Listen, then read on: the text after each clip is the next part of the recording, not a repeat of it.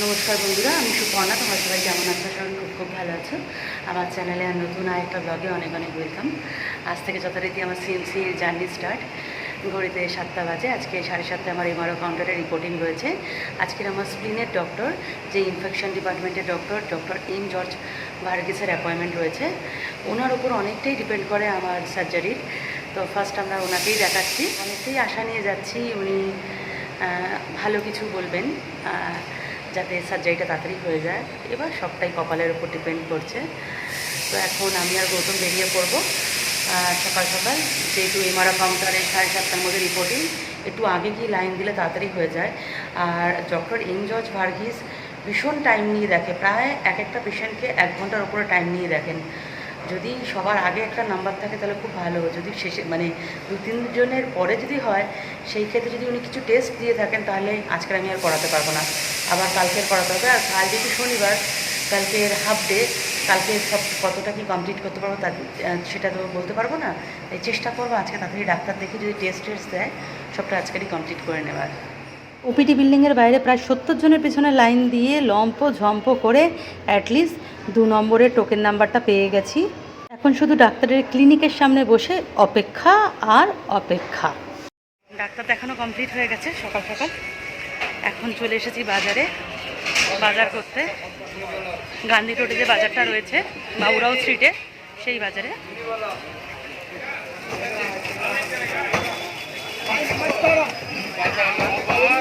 এই মাছের বাজারে ঢুকলে আমার এত গা গুলিয়ে ওঠে যেন মনে হয় বমি হয়ে যাবে। তা বলে কি মাছ খাই না? মাছ খাই ঠিকই, কিন্তু এই আঁশটা গন্ধটা আমি একদম নিতে পারি না। আর মাছের দোকানের আগে এই মাংসের দোকানে প্রত্যেকবারই দেখি কোয়েল পাখি পাওয়া যায়। তো আমার দেখে ভীষণ মায়া লাগে, কি কষ্ট করে এরা বসে থাকে মনের দুঃখে।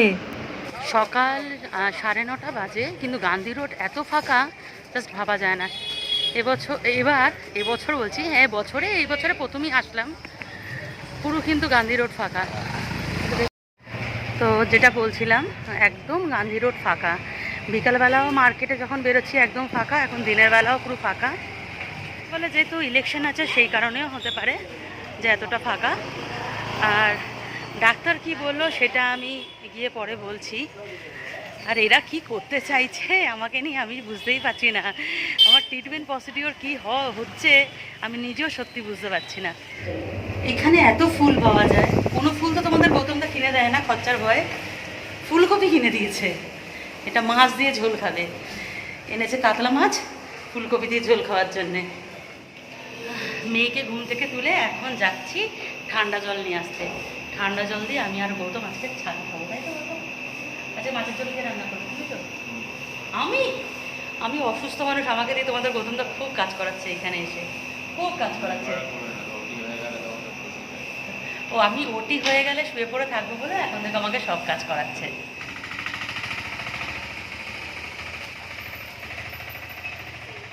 হসপিটাল থেকে ফেরার পথে মেয়ের জন্য ব্রেকফাস্টে ইডলি নিয়ে এসেছিলাম।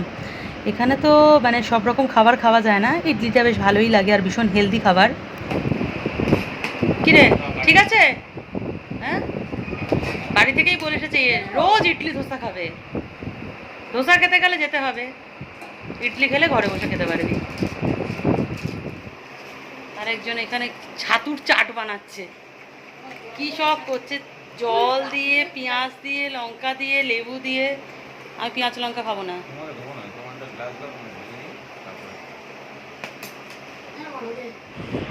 কি তৃপ্তি করে ছাতু খাচ্ছে, হেভি লাগছে টেস্ট। না, পেঁয়াজ দিয়েছ, না খেলে বুঝবো না এত টেস্টি। এদিকে বাবা খাচ্ছে ছাতু পেঁয়াজ দিয়ে, এদিকে মেয়ে খাচ্ছে ইডলি, বড়া, সাম্বার। উফ, দুজনে খেতে এত কনসেন্ট্রেট করেছে, কাউকে কোনো পাত্তাই দিচ্ছে না। এখন চা খাবো। আমি হাফ গ্লাস ছাতু খেয়ে নিয়েছি, তারপর মনে পড়েছে যে চা খাওয়া হয়নি। আবার মা গিয়ে চা নিয়ে আসলো, এখন চা খাবো। ছাতু খেয়ে ফুল অন এনার্জি নিয়ে তোমাদের গৌতম দা সবজি কাটতে বসে পড়েছে। ফুলকপি আলু দিয়ে হবে কাতলা মাছের ঝোল, তাই তো গৌতম? আর উচ্ছে আলু ভাতে। ভীষণ মাথা যন্ত্রণা করছে, কারণ বুঝতে পারছি না গ্যাস অ্যাসিডিটি থেকে কি মাথা যন্ত্রণা, না গরমে ঠিকঠাক ঘুম হয়নি বলে মাথা যন্ত্রণা, না ডাক্তারের কথা শুনে মাথা যন্ত্রণা বুঝতে পারছি না। আর হ্যাঁ, আর এইদিকে আমার কন্যা, একমাত্র কন্যাকে বললাম একটু মাথা টিপে দে। সকালবেলা খাবার দাবার এনে খাইয়ে দিলাম যে খুব সুন্দর করে মাথা টিপে দেবে। ও আমাকে গান শোনাচ্ছে, তু মেরি হ্যাঁ পেপসি কোলা मैं तेरा हूँ कोका कोला। समझना मुझको ऐसा वैसा कि मेरे बटुओं। আরে মাথা টিপে দে, এইসব গান শোনাচ্ছে বসে বসে। হ্যাঁ, কাকে নিয়ে এসেছি আমি? হ্যাঁ, মাথা টিপছে না কি করছে? হ্যাঁ, ডাস্টবিনে ফেলে দাও। এগুলো খাবে আমাদের? খোসা ফেলবে, আলুর খোসা ফেলবে, ফুলকপির খোসা ফেলবে না, আমাকে খাওয়াবে কি জানি। তোদের গৌতম দা মানে পাগল হয়ে যাচ্ছে আমাকে নিয়ে। বাসনগুলোই পরে ধুয়ে নিচ্ছি, ছেড়ে দাও, ফেলে দিচ্ছি। এর তো জাগি মাছ, ও কিচ্ছু পারে না, শুধু মুখ চালাতে পারে, মুখ।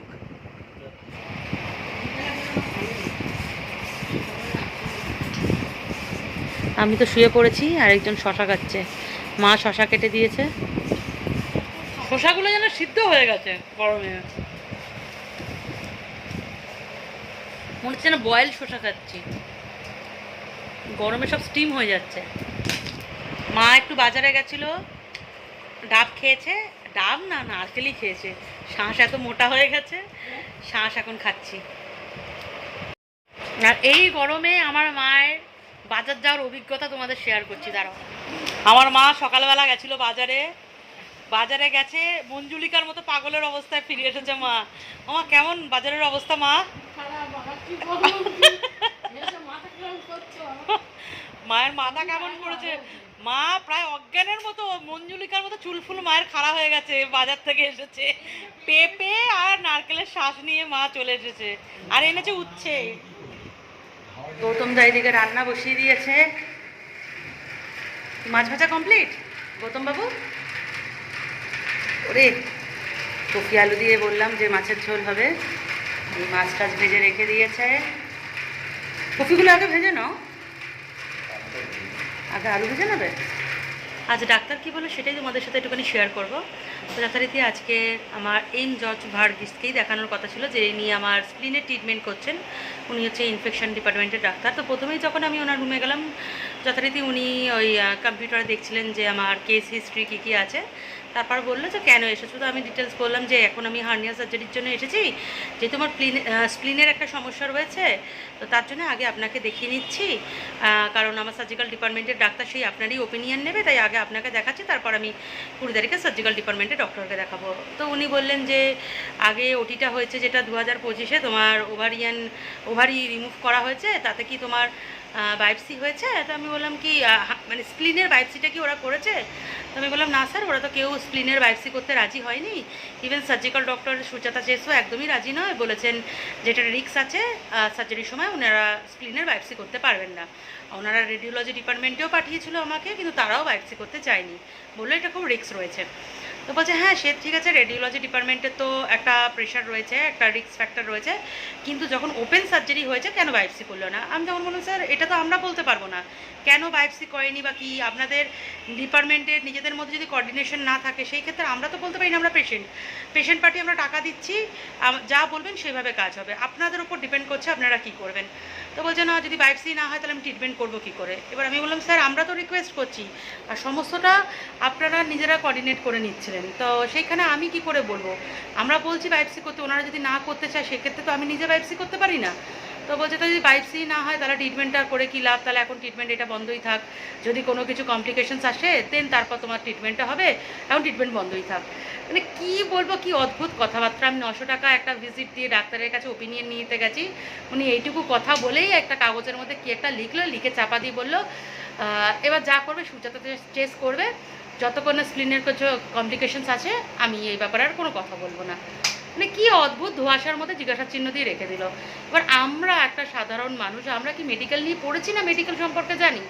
যা যা ডাক্তার বলছে সেই অনুযায়ী আমরা কাজ করছি, সেই ক্ষেত্রে ডাক্তাররা কেন বায়োপসি করতে চাইছে না? তাহলে তারা তো ফোনে ফোনে সব এক ডিপার্টমেন্ট আরেক ডিপার্টমেন্টের সাথে কথা বলে নিচ্ছে, তো সেইখানেই কথা বলে নেওয়া হোক। আমরা কি করে বুঝবো? আমরা তো আর ইচ্ছাকৃত বায়োপসি করতে দিইনি বা টাকা দিইনি, তা তো নয়।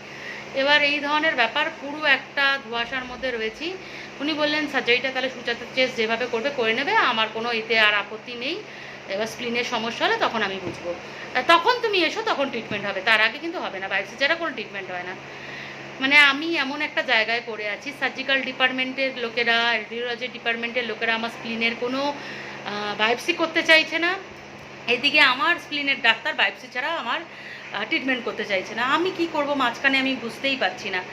মানে এত দূর থেকে এত খরচা করে সিএমসি ভেলোরের মতো জায়গায় এসে যদি এই ধরনের কথা শুনতে হয়, আমরা কি করব সাধারণ মধ্যবিত্ত মানুষরা? আমি বুঝতেই পারি না। মানে এই এত এক একটা টাকা কত কষ্ট করে জোগাড় করে যে আমাদের আসতে হয়, এদের তো যদি ডাক্তাররা বুঝতেই পারতো তাহলে বুঝতো যে আমাদের কষ্টটা কোথায়।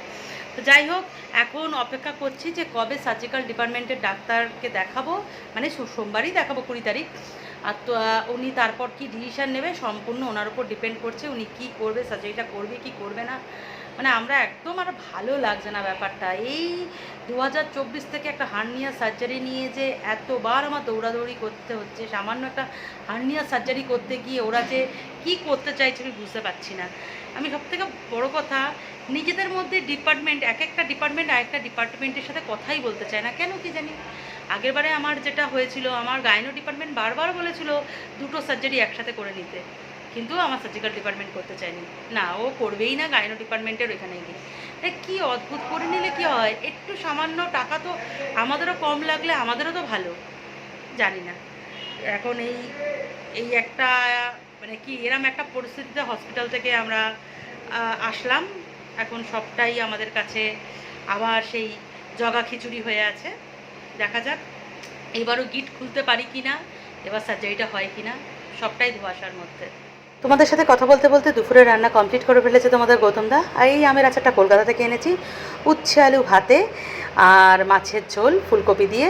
তো উৎসাহ আবার আমি কলকাতায় যে চিপসটা এনেছিলাম সেই চিপস দিয়ে খাচ্ছে, আর বাংলা একটা ভোগাস বই চলছে, তোমাদের গৌতমদা নিচে বসে খাচ্ছে। আর এই ফুলকপি আলু দিয়ে মাছের ঝোল, আমি একটু আচারও নিয়ে নিয়েছি। ভাত খেয়ে দিদা আর নাতনি গেছিলো আইসক্রিম খেতে, কোনো জায়গায় আইসক্রিম পায়নি, শেষে এই অরুণ আইসক্রিম কিনে নিয়ে এসেছে। এটা আবার কি আছে, কি ফ্লেভার এটা? আনারস, চকলেট, ও এদিকে স্ট্রবেরি, আপেল, কাজু বাদাম, কিশমিশের ফটো।